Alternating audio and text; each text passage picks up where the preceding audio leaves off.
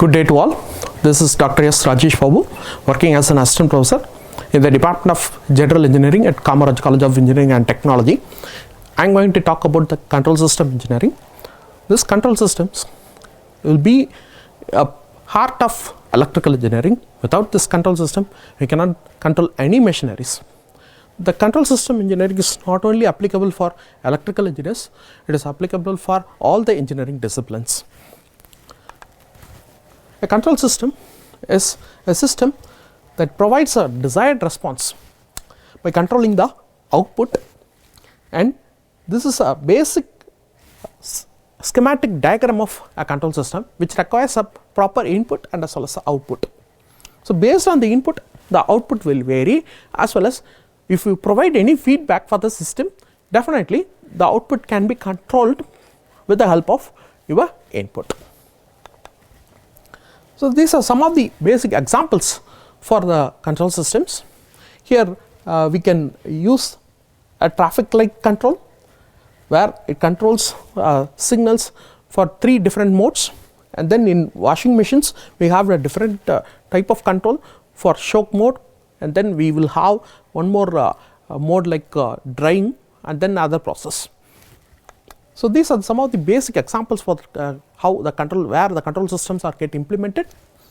And if you consider the classification of those control systems, we have 2 type of classification. One is continuous and discrete time control systems, and the other one is single input, single output, and multiple input and multiple output systems.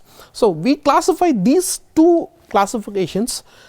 Based on these classifications, we will divide the systems in a different genre.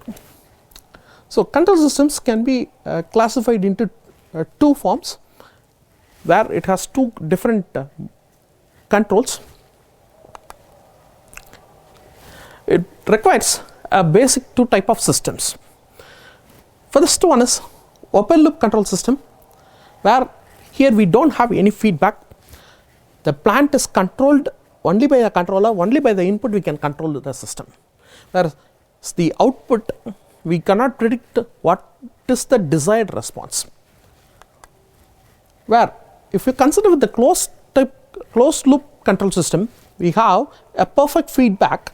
That feedback will give you a proper appropriate signal from the output, and then it will give you given to the error detector that will detects the difference between the input signal and as well as the error signal, and then the controller will provide an actuating signal to the power plant, so that the plant will be get operated accordingly. The plant may be a machinery, or it may be any mechanical or electrical system. If you consider with the 2 type of control systems, there exists some differences between both the 2.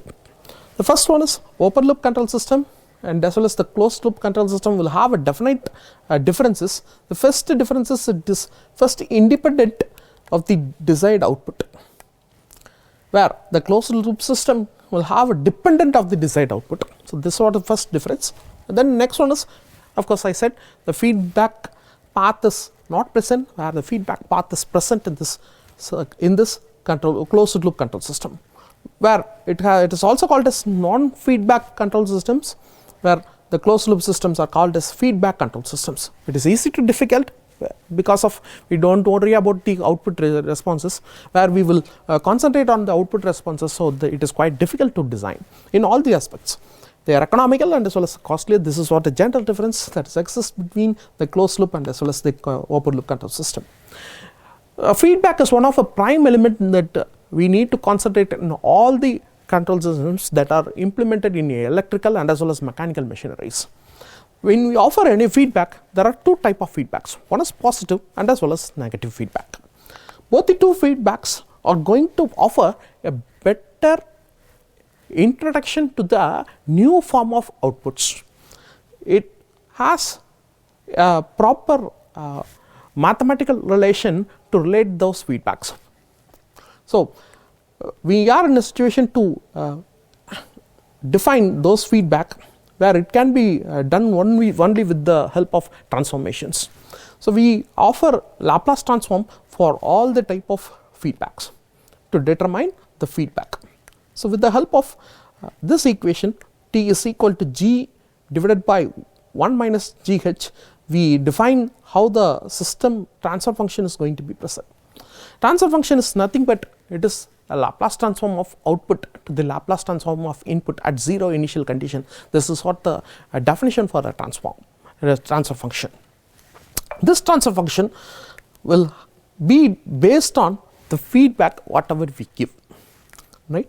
So and G indicates the open loop gain, which is a function of frequency, where H is the gain of feedback path.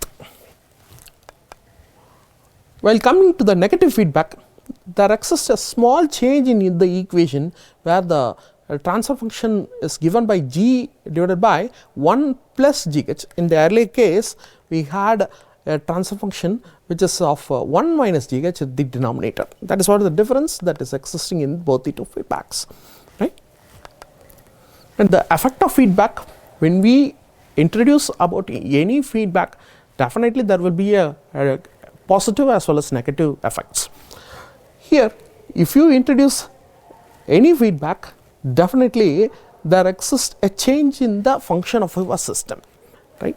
So in general, G and H are the functions of frequency, so the feedback will increase the overall gain of the system. That is one of a feedback.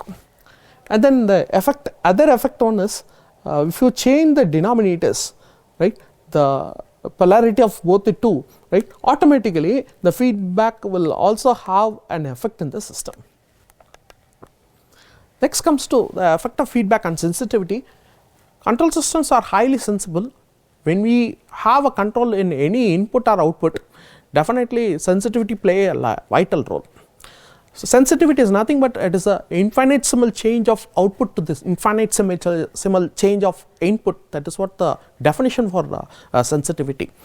When we consider with any one control system, sensitivity plays a vital role, and when we introduce any feedback, automatically the sensitivity will also be get affected. It is mathematically represented as STG, which is equal to dt divided by dt t whole divided by dg divided by g. That is what the percentage change in the transfer function, and then the percentage change in the overall gain. So with this equation we can explain how sensitivity will varies, depends on the feedback changes. So the effect of feedback will also affect the stability of the system. All the systems need to be operated under stable condition. The unstable condition will be created in a system when there is any contingencies.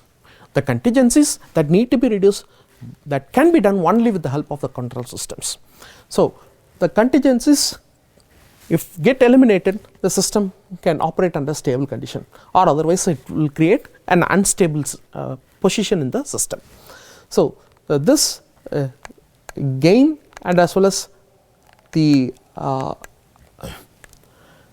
gain as well as the gain of the feedback path is going to determine the stability of the system. So stability will also play a vital role, whereas the effect of feedback on noises, definitely when a system is operated under any circumstances, the noise will be present in all the machineries and as well as mechanical systems.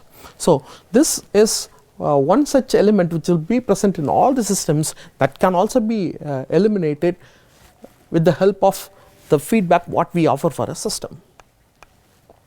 And we have definite mathematical models in order to represent the control systems. We have three different models. One is differential equation model, transfer function model, and as well as a state space model. In considering with the differential equation model, we will have a simple case study with respect to an electrical circuit. Here you can see an electrical circuit which consists of R, L and C components. R is resistive component, L is inductive, and as well as C is capacitive component. The current flowing inside the circuit is I, where the input voltage is determined as Vi the output voltage is determined here as Vc, where RLC components are the resistance, inductance, and this is the capacitance component. So we are going to write a mesh equation here. This mesh analysis we basically we study in the circuit analysis. Here the input voltage is determined by Vi is equal to Ri plus the inductance value L into di divided by dt plus V naught is the output voltage that is produced across the capacitor. So this equation is repeated once again. The current that is passing towards capacitor, whereas capacitor will store the electric charges. Here the capacitor current I is determined here as C into dV naught divided by dt. So when we substitute both the two values here, then automatically we have a change in the equation. Vi is equal to Rc dV naught divided by dt plus Lc d square V naught divided by dt square plus V naught, and then we have net equation change where the Lc components are get replaced, right, and then we are going to have a simple change in the equation. This looks as like a second order differential equation. That's all about the differential equation model. And then next we have a transfer function model. I already told that a transfer function is nothing but it is a ratio between the output to the input with respect to Laplace transforms and it is presented at 0 initial condition. That is what the definition for a transfer function. Here the transfer function model is also one of the prime model that is used to represent a control system. Earlier the same case is going to be get implemented in the transfer function model. A transfer function model will have a differential equation. We consider the earlier differential equation here. The same equation is going to be get explained once again. So we are going to apply Laplace transform for the above equation. We get s square plus V naught of s. We have a differential term here, second order term here. That's why we mark here as s square, and then sr divided by L into V naught of s plus 1 divided by Lc V naught of s is equal to 1 divided by Lc V I of s. So when we take or replace all the components which is present in this equation, we have a net equation as V naught of s divided by V I of s is equal to 1 divided by Lc divided by s square plus R divided by L into s plus 1 divided by Lc. This is what the transfer function model of a control system. So this is related to a electrical system.